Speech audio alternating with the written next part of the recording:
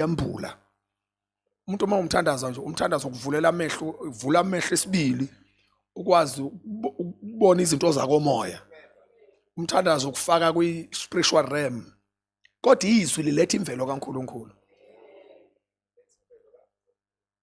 If uthandaza ungenalo izwi, njengomuntu othi nje ngifuna ukubona kodwa ungenayo imvelo kaThixo.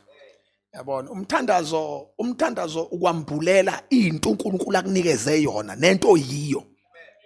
Kanti izwi lifaka ubuNkulunkulu kuwe. Anikho ningizwa. Ningizwa kahle kodwa izwi lifaka ubuNkulunkulu obalimbewu liletha ubuthixo kuwena. Kungenza kodwa ube nabo ubuNkulunkulu ungabazi uma ungathandazi. Ngoba umthandazo umbula lento uNkulunkulu aseyenze kuwe ngezwi. Amen. So izwi likaNkulunkulu bathandakayo liyimvelo kaNkulunkulu. In that sense sikhuluma indaba ukuthi izwi liyimbewu kaNkulunkulu. Then sabuka ukuthi izwi lenkosi sikwazi ukukhula ngalo futhi oba uPetro ulubiza uthi njengabantwana abasanda kuzalwa langazelelana ubisi la komoya eliyizwi. The very same izwi eliuNkulunkulu is the very same izwi elimbewu esizalwa ngayo. Lithi iBhayibheli sizelwe ngembewu engaboniyo. Nani khona esontweni? Izwi likaNkulunkulu. Shuthi wena uzelwe ngezwi, angithi bazalwane. Uthi uJesu ekhuluma noNikodemu uthi okuzelwe inyama kuyinyama, okuzelwe umoya kuumoya. Angithi bazalwane, uhlukanisa lethule. Uthi ya khona imizimba wenyama njengalo. Khona okuzelwe inyama ilokhu. Uthi hayi kodwa kwanele, khona futhi okuzalwa umoya. Umoya kama ukuzala ngezwi. Malibonge igama lenkosi. So that is so much important. No Jesu mayizongena esibelethweni sika Maria waqala wathi uMaria kube kimi njengezwi lakho. So kwase kuphuma ke a miracle. So izwi lenkosi limbewu. Then ke izwi lenkosi liwubisi esikhula ngalo. According to the izwi lenkosi encwadini kaPeter, sikhula ngezwi, sidlizwe sikhule. Malibonge igama lika Jesu. So lona lolozwi eliuNkulunkulu, yilo lolozwi eliyimbewu, yilo lolozwi eliwubisi lokukhula futhi. Sabuka futhi bathandekayo ukuthi izwi likaNkulunkulu liyinkemba kamoya. Nani khona enkozweni kodwa? Yeah. Sabuye sathi lona lolozwi eliuNkulunkulu, lona lolozwi limbewu esizalwa ngalo, lona lolozwi futhi esikhula ngalo. Siphinde futhi mase sibhekana nezimpi, sidonse lona futhi silwe ngalo. So the word of God is everything. Tell your neighbor, word of God is everything. Malibonge igama lenkosi. Sathi liyinkemba. Sabuye salibona futhi lolo lozwi selithiwa izwi likaNkulunkulu. uJeremiah 23 uthi izwi likaNkulunkulu liyumlilo. Angithi bazalwane. Sathi ya khona izinto engafuni isode, kodwa khona izinto ezifuna ukulayithwa in your life. Ezifuna umlilo. Lona lolozwi liphenduka luba umlilo. Lishise kwasane ehamba phambi kwempilo yakho. Amen. Saphinde sabona in the very same verse kuJeremiah wathi alinjengesandweni elikwazi ukuqhekeza amadwala. Sathi kukhona izinto engayifuni enkemba, khona izinto engawufuni umlilo, kodwa khona into eyifuna ihema. Come on church. Amen. Lona lolozwi liphinde liphenduke futhi izinto indonga ama-stubborn rocks, lezinto ezima phambi kwakho ezivimbela impilo yakho ithi iye phambili, ekhanda ama-limitations in your life. Donsa lona lolozwi, shaya indonga zeJerikho ziwe phansi. Malibonge lidunyise igama likaJesu. Sabuya sahamba salibona futhi libona lolozwi bathandekayo ukuthi ke namhlanje silibona livela njengezwi eliphilile. Malibonge igama lenkosi. Ya izwi likaNkulunkulu liphilile. So now uma ke umbhali la uthi izwi likaNkulunkulu liphilile, uthi linamandla futhi. Malibonge igama lenkosi. Yeah, so uma ithi izwi lenkosi liphilile futhi linamandla, usethi ke engaphezulu kwalokho libukhali kunezinkembe ezisikayo nhlangothi zombili. My God. Amen. Lapha kunokuqhathanisa malithiwa libukhali, alisho libukhali kuphela, kuthiwa libukhali ukunezinkemba ezisikayo nhlangothi zombili. Ngezinye indlela kuyaqhathaniswa la, uma isitha siza nenkemba empilweni yakho with any kind of sword to destroy your life, lithi iBhayibheli kodwa izwi likaNkulunkulu libukhali kunalezo zinkemba.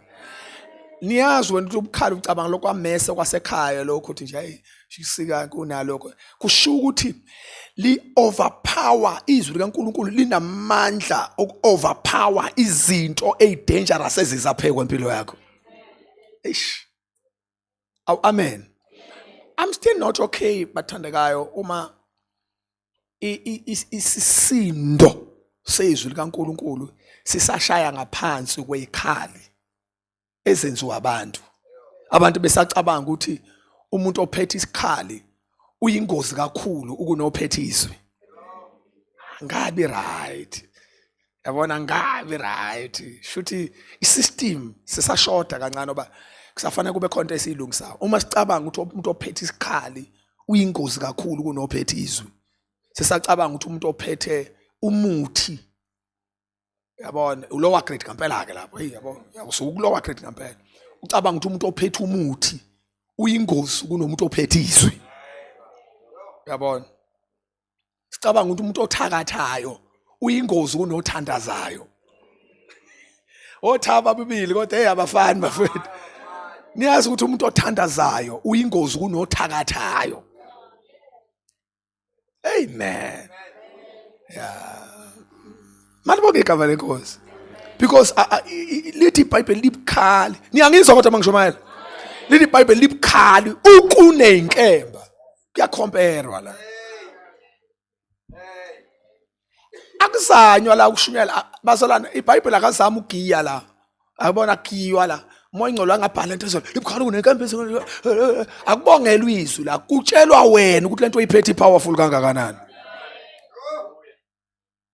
akuthonywa la kuzama ukutshela wena hey this thing is too much. Amen. Libukhali kunezinkemba meaning bathandakayo kukhona izwi likaNkuluNkulu njengesword mase kuba khona inkemba esingatshelwa ngazo ngoba bazalwane akuchazwa lethi iziphi lezi inkemba eziqhathanisa nezwi kuthiwa kodwa kubonakala ukuthi ikhona zona somewhere kodwa kwasekuthiwa lalela yeke kwifocus yakho einkembeni oyibonayo lento iphethe ibukhali kunazo. Hey come on Zion. Amen. Uyabona bazalwane amaqhamuka umuntu ethi lento engikunikeza yona inamandla kunezinto ezithile kusho ukuthi ifocus yakho ithi yeka mawuhlangana nazo zinto yeka ukubuka zona buka lento oyiphetheyo anike esontweni ngiyashumayela kodwa nikhona lonke bazalwane bami iBhayibheli zama ukusitshela la ukuthi musasusana amehlo ezintweni. Okay ungayibambe fana mkeyboard ba susana amehlo ezintweni focusana ezweni.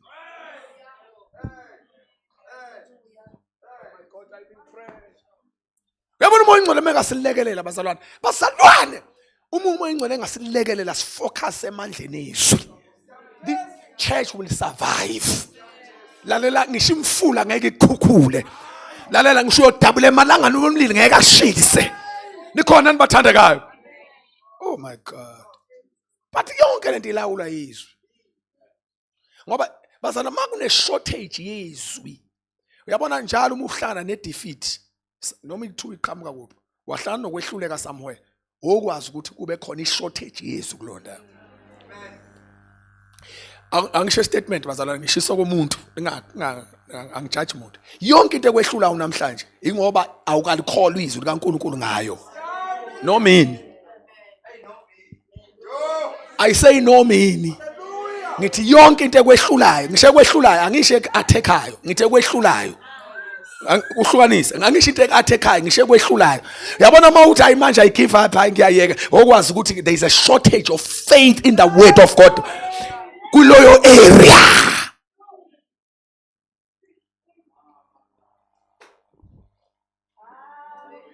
If you whenever uhlala nomzane surrender kuyiphathe ethile okwazi ukuthi usuke wancishelwa ukukholwa izwi likaNkuluNkulu kuleyo area meke waphinde futhi yena lo muntu obekade surrendile kuleyo area wa totally recharge kwanyusa faith yakhe ezwini kaNkuluNkulu kuleyo area the very same person zomona sedominate lento kade mehlula izolo. Hallelujah. Ngoba iwin ukulusa kwethu nokunqoba kwethu kulawulwa izwi likaNkuluNkulu esinalo. Singakabi nalizwi uSathane wayithi so siyini uSathane wayisenza nje ini ibhola ya akho kulula.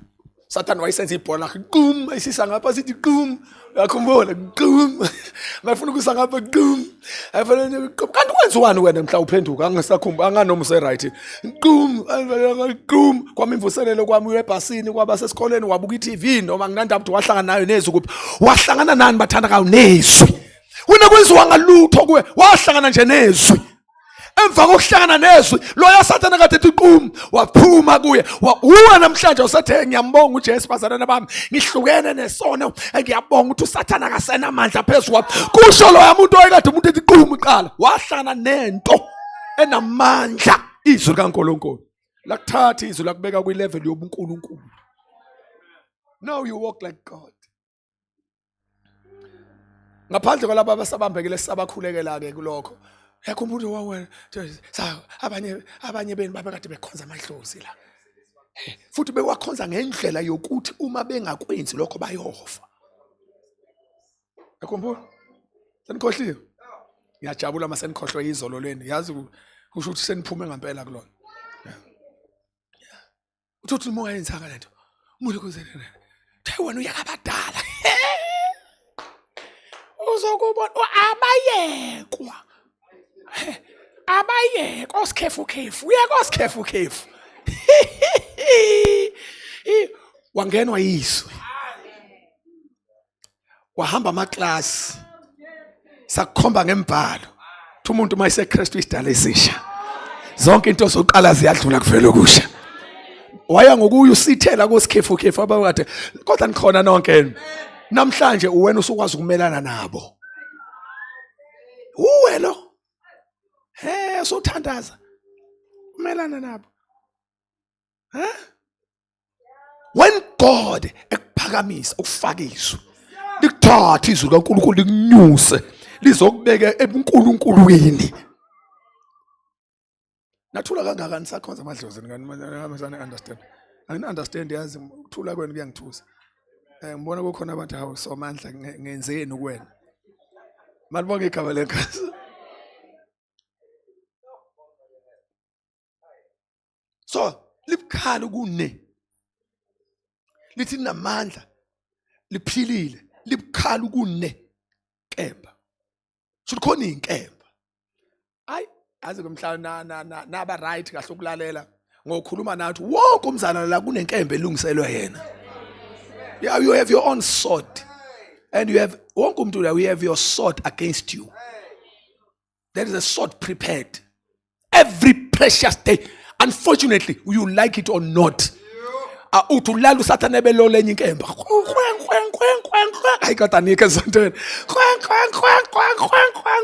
Athi leka bani amangale uvuke ekseni uyolala aphinde uqala usuku athi nenze njani kathi madimoni. Thiwa sifikile kuyena ukuthi uphethe inkemba ebukhali unalesi iphetheyo.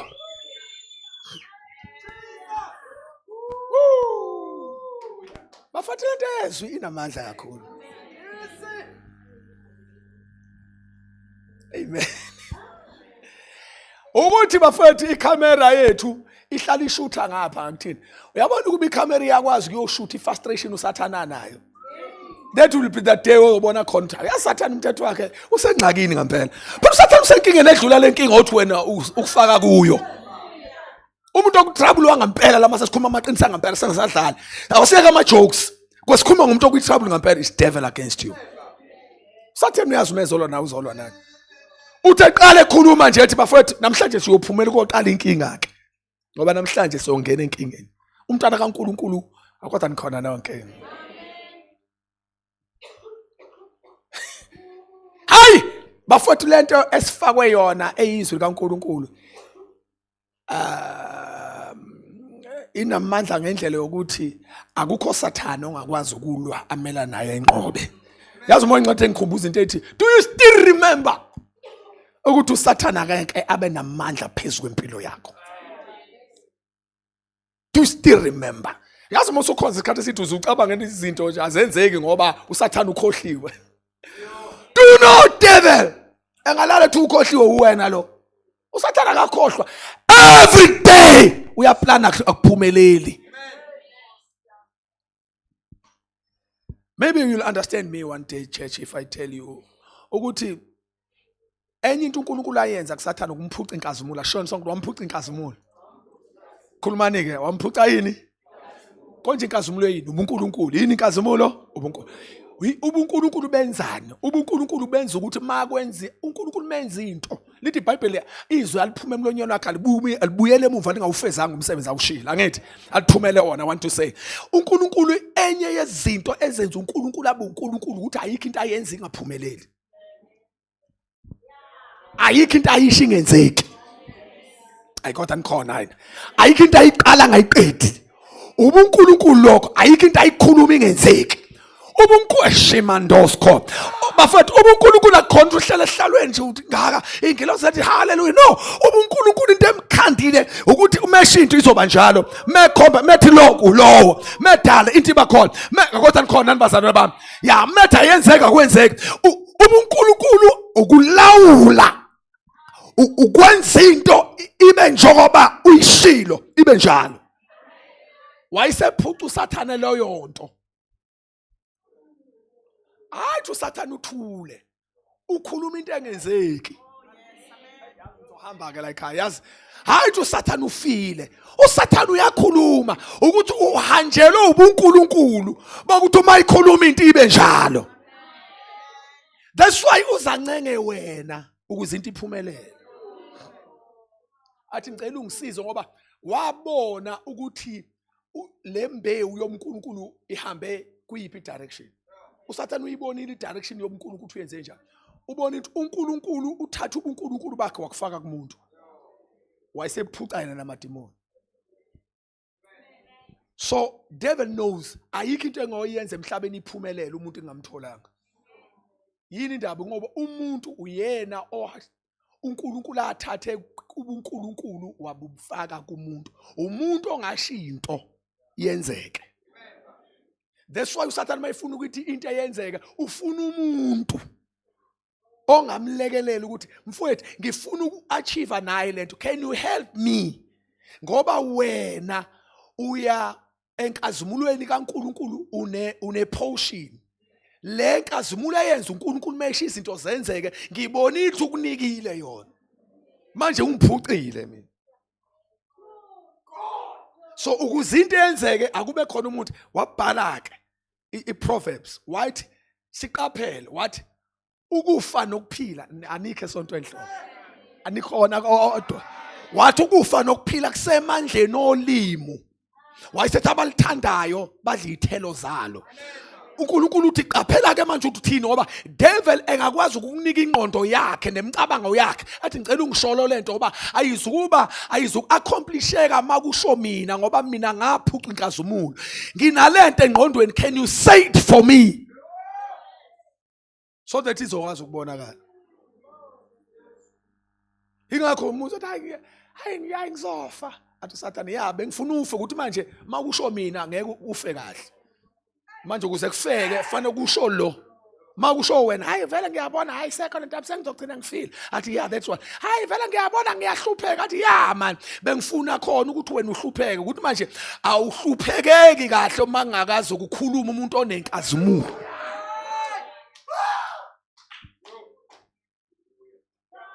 Hence demon will go around looking for bodies. Efuna imizimba. Why bazalwane? Indaba abathakathi kahle abathakathi are just normal human beings. The only thing nje bathathe ithenda. What Sathane ngifuna nje umuntu ozongikhesela ungiqolekisela abantu ozongireversela. Yini Sathane ungayeli wena uthi hey sanazini mina ngaphuca yonke inkazumulo mangathola umzimba. Leswa abalali akungalungile lutho. Loyo nto uyayibo into la ingqondweni kaSathane ngabiyenziwa uyena qobo lwakhe kodwa akakwazi ukuyenza iphumelele ngenxa ukuthi waphuca inkazimulo.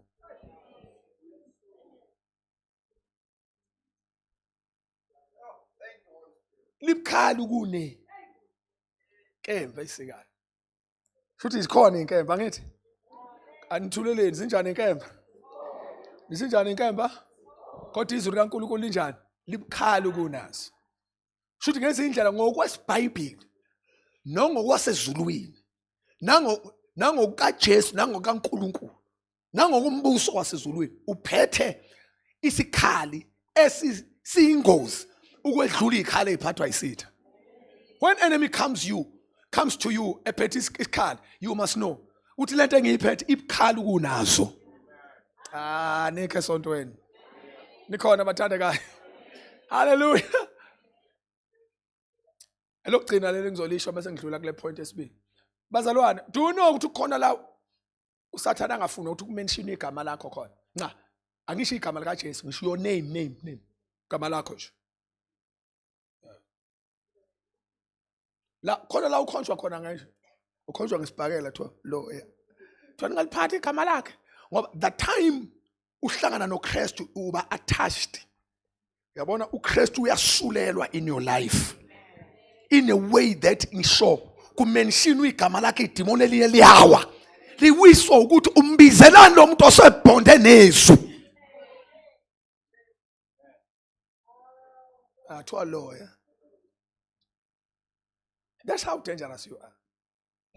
But when devil mawufika la ukubuyisa account akubuyisa ingubo oyigqokileyo akubuyisa icathulo mesethi wena njenge icathulo oyifakile ulingana usathana uyakwazi ukwenza akwehlise ivalue yakhe ayilinganise nezidingo zakho ongayitholile futhi mayisenza ubula ngempela ukufihlela lozoyitholile ongabe uyiqhathanisa nento oyiachievile akuqhathanise nento ongayika achieve athi wena njengokusidingo sakho njengokweswela kwakho angabe sakwasho ukuthi hey kahle njalo wena une potential buka ukuthi wenzeni akufihlele lezi zinto onamandla okuzenza akukhombe ngezinto ongakabi nazo akufihlela ama victory akukhombise kakhulu izinto engathi ziwing. That's how devil works. Somebody say amen. And somebody say hallelujah. Libukhali kunenkembe esikanti liyahlaba izwi lenkosi liyahlaba sho lisod lihlukanise umphefumulo nomoya. Somebody say amen. Uma lihlaba lihlukanisa umphefumulo nomoya, I don't understand ukuthi kukhona into engakwazi ukwenza njalo ekwazi ukuhlukanisa umphefumulo, soul and the spirit. Kodwa izwi likwazi ukungena. Yazi iBhayibheli lithi iBhayibheli izwi likwazi ukufika lenza izinto engekwazi ukwenziwa umuntu. Bazalwane empilweni yakho kunezinto okuyizwi kuphela engakwazi ukungena lizenze. Somebody say amen. Okay, awuthi ngikhulume nani bazalwane bami. Abantu abaningi babekhuluma ngomphefumulo nomoya bacabanga into efanayo eyodwa. Abantu umphefumulo nje uthi hayi umphefumulo abantu umoya athi umuntu moya into efanayo. Somebody say amen. But in reality ithi wena umoya angihlala kusho njalo niyazi lo lokho wena ubani bathandeka ngakho angisho wena uyini wena ubani ngoba umoya kuyona into wena. Somebody say amen. Yeah, umoya kuyona into wena umoya. Man is a spirit. Somebody say man is a spirit. Yeah. Uma ubuzo umuntu ngelanga nje uthi ufuna ukuchoma. Ethi umuntu ubani uthi hayi ngumoya. Man is a spirit. Because uNkulunkulu methu asenze umuntu ngomfanekiso wethu. God is a spirit.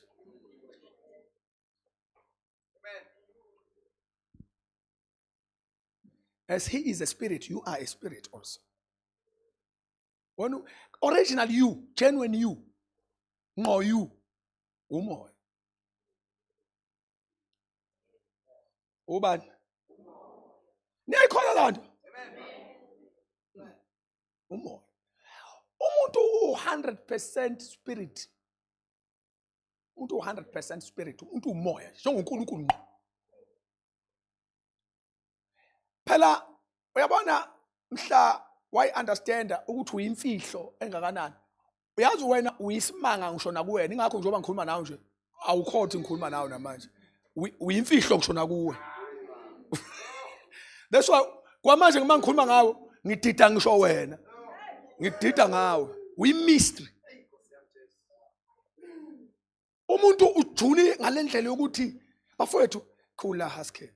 Asinqabeni bafowethu ukuthi indawo esikhule kuyo izindle ehlala kuzona si define ngazo. Umuntu uyimystery ujule ngalendlela eyisimangaliso.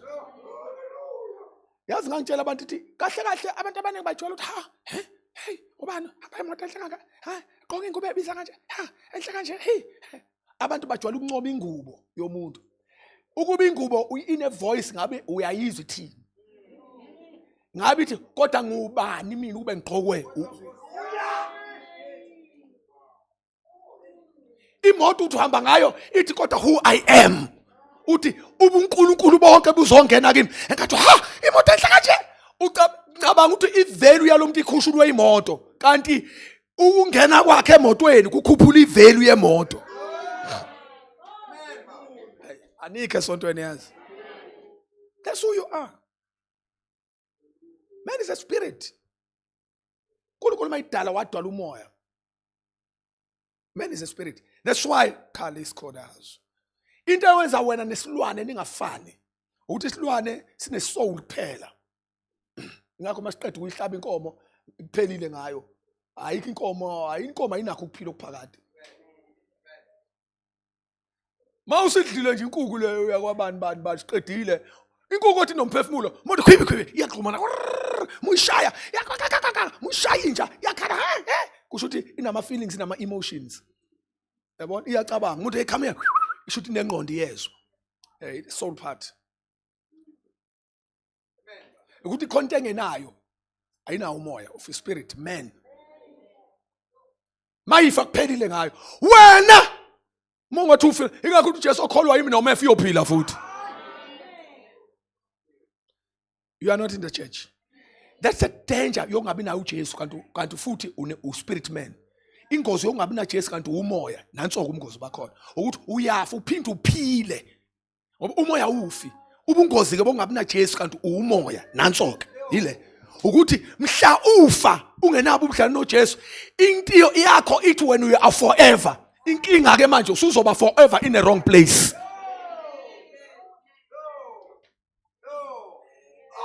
That's why we push you to Christ. Sithi hey bambu Jesu mfethu kuvela kwabhethe. Uyabona ngokomthetho umuntu umdinga uJesu ngishaka mdingi. Mfethu kuvela kwabhethe uvela wenziwa umuntu hayi kubhedela kamntaka ma. Ngoba kusho ukuthi usuyophila phakade wena. So la kulungisa indaba yephakade lakho ukuthi uhlangane noKristu manje. Ngoba mongasindiswa manje vele usukhona uyoba khona futhi ngeke usanqamuka ngoba unemvelo kaNkulunkulu owayekhona okhona oyoba khona. That is lo muntu ophakathi kuwena othiwa spirit man u forever person lo. Inkalimane engafi. Ngisho ngadutshwa kanje gqwa ngesibhamu. Usuke nje ehlukanisa umphefumulo nomoya. Yabona ehlukaniswa nje actually inyama nomoya. Kodwa kunethunje enganyakazi. Yabo. Makuthuba nakasekho awu. Umzimba wakhe usuke khona nakhumbula. So asina choice. Ahlathi indaba kaJesu siyashumayela nje siyincenga ngoba phela hey sabizela ukuncenga. Indaba kaJesu idemand. Kahle kahle bafuna ukutshela umuntu ukuthi wena awuna choice wena. Awuna double up. Awukwazi ungakholwa uJesu kanti umoya futhi. Uyochitha lapha ingona phakathi lakho usukhona ukhona. Yabona nje ubukhona manje nje. Ngisho ngathi hayi ngicela ukusiza abazalwane bami. Ngiyazi abantu sobe bepressurize izimo ethize. Let me tell you lies of the enemy. Every time when you come across any challenges and you face izimpi noma iziphi, if you decide to kill yourself, you are making things worse. Ngicela ningalimali. One of the foolish decisions you may take is to kill yourself. In the name of ufuni peace. You don't understand yourself. Ukudlalela njengoba ukhona ukhona. Futhi uyoba khona kuzobe phakathi. Ungacathi uma ufa njengenkukhu uyofa uphele nya. No, mawuqeda la uyoqala enye impilo. So ukuyibulala ukuthi nje uyachoose ukuthi uyoqala yipi. Ngoba mawuqeda la uyoqala enye.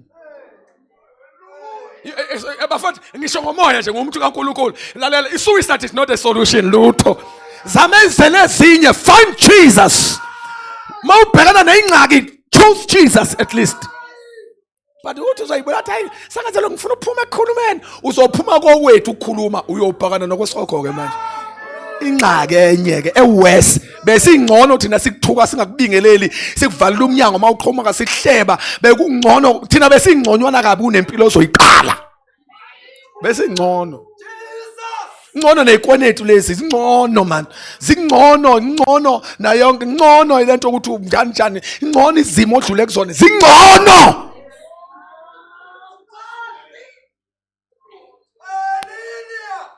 into engicasula nya umuntu realize after a second phuma umphefumulo wakhe abona ukuthi ngibhedile into embi no reverse. Hundreds of thousands of people who committed suicide in a second befa but no wrong choice etifuna ukubuyela no return. You don't have choice. Live life in fullness.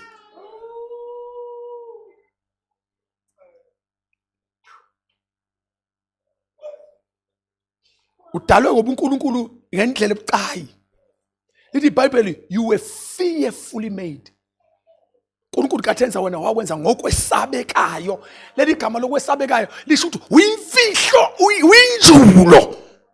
Umuntu akuyonto ingakho bazala umuntu mawuhlala nomuntu engamhloniphi omunye umuntu kumele ngethuke. Ngithi you don't have a revelation. If you know. Ngisho ngama ngeshape ongayithandi. Ngoba sazi sibangani nabanye. Abantu banga ukuthi ngimude nje angazi manje ngifana ngenze njani ngizoyinqamula kanjani ke manje ngibe mfishane I don't know. Ukuba ngento engekho nje nabantu bonke uyasixabanisa ukuthi nje lo angiyena wangakubo sibanga ukuthi nje sibone isibongo esifana singazoba ngento engenamsebenzi kanje. Sibanga ukuthi nje uhlobo lwabantu abathi senza ngimfuna umuntu hayi mina ngimfuna umuntu hayi ngiyamzonda umuntu onesihosha ngiyamzonda nje umuntu ompofu. But manje what is your problem? Oba sibanga into esingazazi.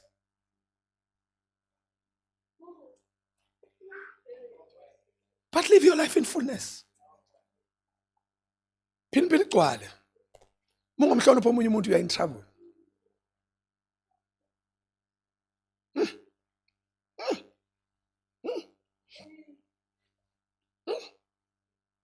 Safana simishumayela umuntu ekuKristu. Hey, qinisile. Hey. Ujulile. Bazalwane, ngisho ingane sesizele. Hey enye into. Yabona umuntu musuhle nawe umkhulisile umazi umshitshi inabukeni ingqondo yakho nje uvela umrecorder la umshitshi inabukeni ucathi uyinabukeni lishintshwa kuphela. Imistry. Mungaqaqa la noma ungaqaqe nje ulunguse ngaphakathi khona bani. Uyowa. Uyiso ukuthi hawu hayi umuntu ozoba yiyo oyiyona ready. Ngoba inside phakathi kwalomzimba omncane ogqoka isikhindi esidabukile. So uNkulunkulu ufana akusilekelele. Malibonge igama lenkosi. Jesu makasilekelele. Sibambe nje libukhali izwi kunenkemba. Phana uNkulunkulu asinike the mind of the word of God. I wish I can give myself time to teach more ibandla ngenkazimulo yezwi. Ngoba I don't know. Yabona ukushumayela ube kwami ngabe ngithi I'm preaching this until Jesus comes. Once sabuyela ekushumaya sabuyela ezwini. Ngoba ashawa ngoSathane. Sishawe iposition. Yabo Sathane akasehlulanga sihlulwe ukuthi sisuke la sinamandla khona. Yabona mawulwa nenkawo emthini. Khupha ayoyathi ula. Uyikhuphe emthini. Hey uzobona itayilo ngakazibona la. Yazi ngiyabona la kunenkawo la mos yabona la hey igijima lento inwintwintwi ibeke ingane la ngaphansi la. Yabona inkawo ngiyangimlapha ngibuka ilife embi ngithi yazi ilwana. Hey have ilwana ezinethenda sometimes. Kuyawela kwathatha ingane yakhe shuthi angazi ukuthi ngizala ngaka le nto. Ngoba kuyawela kuthatha ingane yakhe kwajompa nakho kwabuya shuthi kwayishiya sama kwabuya kwayolanda enye. Kwawela nayo. Kodwa i-movement yakhona isi-sharp manje ngoba kuyikhona ama-objects bekhona la sinyakaza. Engathi sinyakaza siphithizela babona i-safety yey'ngane ukuthi ayisekho right. Siyakwazi ukuyihambela kodwa umama ispeed sakhe ebeka enye ebuye ezolanda la ebuye enye wenzele kungenzeka i-mistake kube khona ingane yakhe eficakalayo. You'll never. Yabona waye endaweni eziphakemeyo. Monkeys will dlala with you. Take monkeys to water. Mawafaka inkawu ilokho. Inkawu wayifaka emanzini. My man. The very same cow. What wanted to la yasuffocate. Ayikwazi ukuswima ngoba iposition ekuyona akuyona indawo enepower kuyo. Uyabona isithambo senza nje na before usathana alwe nawe uqala kudonse akulethelane akususa kwiposition ukuze alwe nawe la ungena potential khona. Uthaba to exercise amandla akho usho ukuthi hayi inkawu namanzi akumeshi. Kanti lalela uma ingcwele namhlanje ufuna ukuthatha uyabona ukubuyela ezwini unjengokuthi inkawu ibuyele ehlahleni. Wenza ama movement angeke enziwe omunye umuntu. So the word of God. Somebody say amen. Libukhala kunenkembe isikayo. Futhi nakhona endaweni zonke. Liyaphila izwi likaNkuluNkulu. Malibonge igama lenkosi. Angifundele incwadi yezenzo kweze sikhuleka. Thathazele no Green uzoba right. Incwadi yezenzo chapter number 11 verses number 19. Ngoba angigeka amangula ngemuki ngizobuye ngibuyele okunye. Niyathanda kodwa izwi? Niyalifunda kodwa? Oh. Kepha labo ababehlakazekile ngokuhlupheka okwaqala ngoStefano bahamba baze bafika eEfenike naseKupro nase-Antiochiya bengalikhulumi izwi koyedwa kubo Juda kuphela. Sengizocela omunye umuntu ozofunda manje ngoba ngiyabona ukuthi Kepha laba ababehlakazekile ngokuhlupheka okwaqala ngoStefano bahamba baze bafika eFenike naseKupro nase-Antiochiya bengalikhulumi izwi koyedwa kubaJuda kuphela. verse number 20. Kodwa kwakukhona abanye kubo amadoda aseKupro naseKurene abathi befika eAntiochiya bakhuluma kumaGreki beshumayela ivangeli ngenkosi uJesu. Somebody say amen. Amen.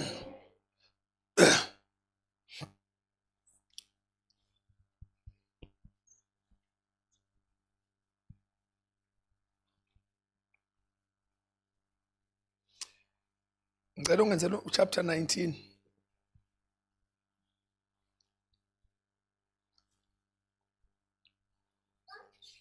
Chapter 19 verse number 20.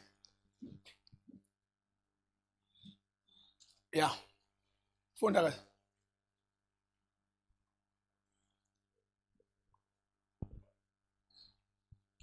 Kanjalo izwi landa ngamandla enkosi lanqoba. Somebody say amen. So the Bible says, so the word of the Lord grew mightily and prevailed. Somebody say amen. Izwi lenkosi landa ngamandla enkosi. Nisekhona enkozeni kodwa? Kwanda ini bathandakayo? Izwi likaNkulunkulu lenza njani? Landa ngamandla kaMoya Engcwele. Laselenza njani bazalwane? Khulumani nami. Lenza njani izwi? This time, le scripture into engenza ngisithande kakhulu iverse. Ukuthi kulokhu mantwande alisho ukuthi abazalwane banda ngamandla enkosi banqoba. Akuvezi ukuthi kwanqoba abazalwane. Kuvela kunqoba lona izwi. Shuthi wahlangana nomzalwane enqobile okwazi ukuthi akunqobanga yena kunqobise.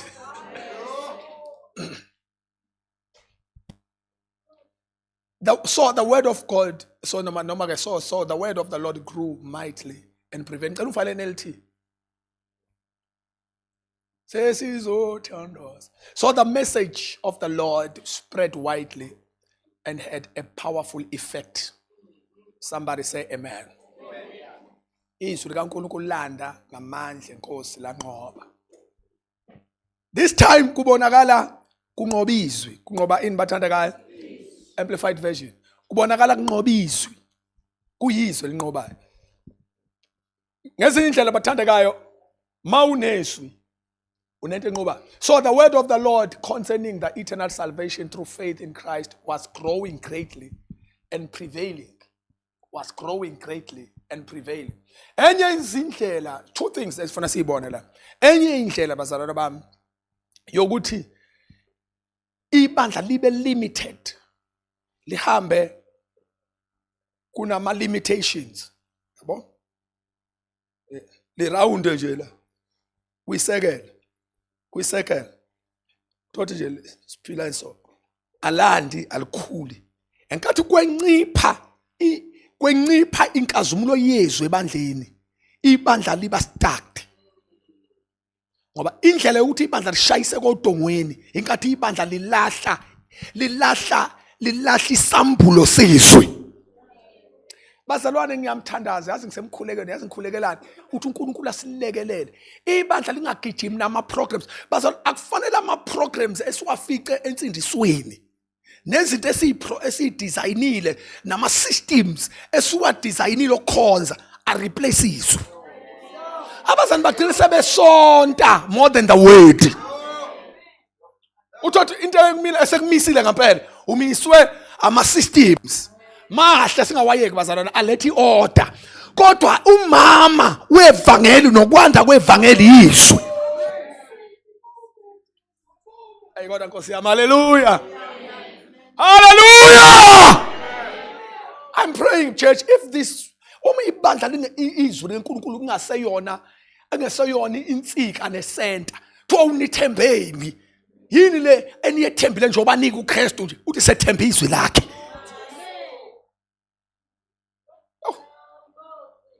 Uma real bazalwane uma nje ama systems how ama stands okuhlabelela ukudumisa uma iyona nto esesimi ngayo singayiyeki. Uma simi ngayo manje ama systems ethu okuhlanganya senza kanje mase sifikile siya rehearse emva kalokho hey sinama systems ama outreach siyakwazi ukuphuma door to door skip ama pamphlets hey siyakhonza uJesu inkosi. That is a good system, but ubaba nomama wokuma kwebandla izwi. Hallelujah. And one of the bad thing engase edale no engicabanga ukuthi ibandla lihlulekile ukuyi understand. Enkathi ibandla linyuka emnothweni sel afford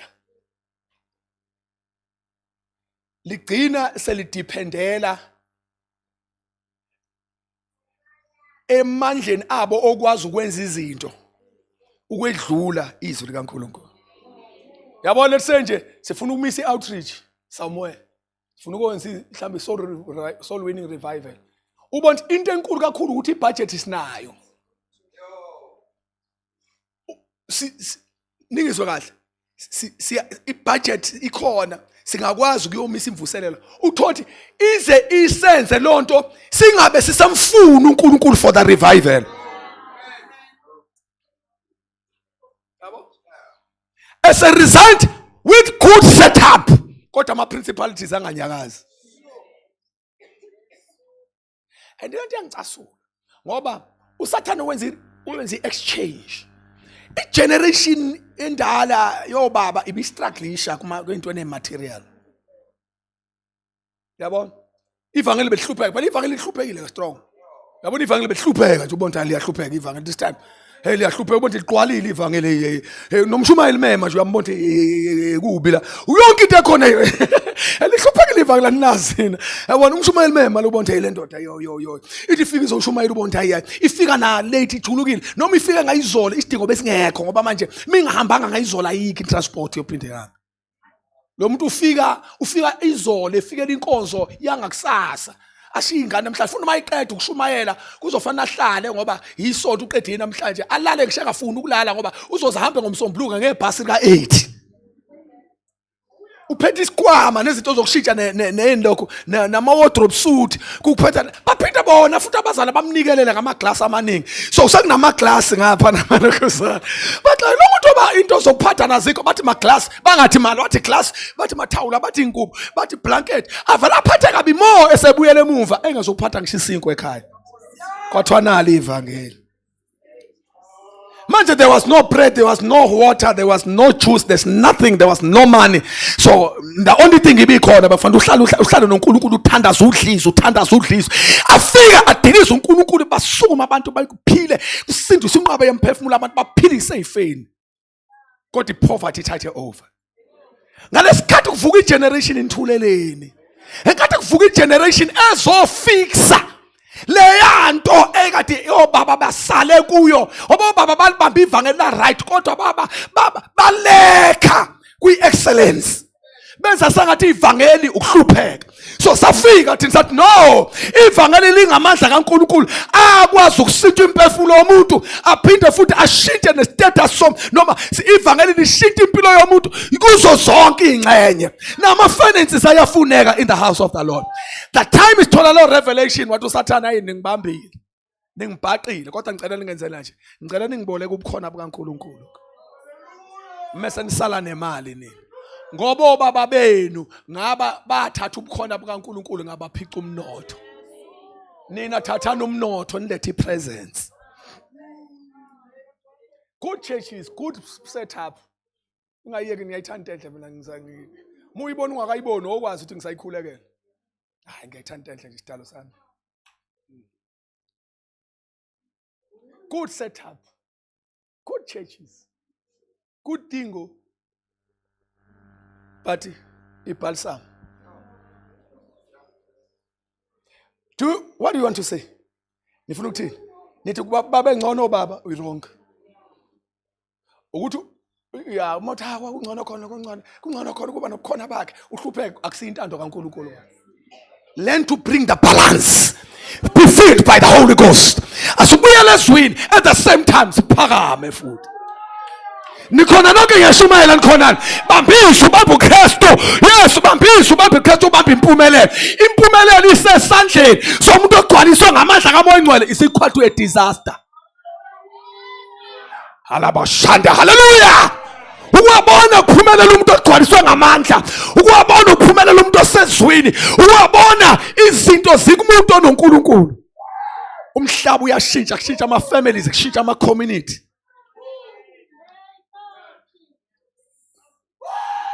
So siyayinqaba exchange. Malibonge liduyise igama lakhe. Asingadedeli izwi sibambe izinto, futhi asingadedeli izinto ngoba sesibambe izwi. Ngoba zothi hayi bayarabashanda bona. Hayi arabashanda impela. Hayi kodwa shame hayi ngeke. Hayi. Ivangeli labo limpresenta kabi uJesu etshekile. Yabona nzi drawing kaJesu uyimise so. Phela awuqondile usho ukuthi ubhala ukuthi kuya ngokuthi ubhalo ubani. Awuqonde kabo kanje ukuthi kuya ngokuthi ubhale ebani sufuka ubonto. Akubhale usaqala ukubhala lo. Ubona ayemi kanje. Nithuleleni ngisho malaka. So bring the balance. La izwi lenkosi landa ngamandla enkosi. Lenze njani izwi lazalana? Lanqoba. Kwanqoba izwi. Hence devil will push the church away from the word of God. Because uyazi ukuthi ibandla victorious, ibandla lezwi. Yabona bazali kube ngiyakwazi ukukhuluma ngizothi umuntu wezwi ngiyamgaranta. Hence you will hear me. Always ungizwa kalula ngiyathi hayi lento ebandla bazalana hayi bazalana I don't have so much negative messages mangibheka ngasebandleni. Hayi lento ebandla I am confident ebandleni angazi ngiconvinced because ibandla laKristu ngiyazi ukuthi yini le. Amen. Mangathi ayikho lento yasebandleni ebandla ubani ubani lo ngicabanga ukuthi ungcono kunebandla. Ube lo. Yiple institution engakhomba yona ngithi ngcono lapho kunebandla. To me, church is everything. And angusho lokho ngoba ngigqoka iskipa sakhona. Yabo, ngisho ngoba I understand the scriptures. Futhi ngibonile. Amen. Yeah, kungenzeka ukuthi kukhona singakafiki kukhona kodwa hayi ngiyaligaranta mina ibandla. Malibonga duyisa igama lekhasi. Yini akeza ngiligaranta umuntu onezwi. Abafethu ngeke ngikwazi ukukhomba omunye umuntu ngiyeke onezwi. Ngithi ngikhomba lo. Akunayo option enye. Umuntu ophethe izwi ngiqala sithi izwi likubani yabona ke la siyawina la. Bethe abantu hayi ngithi hey iswa ngami yini ngithi liyanqoba izwi. Ngithi ngimethembanga yena ngithembele into ayiphethe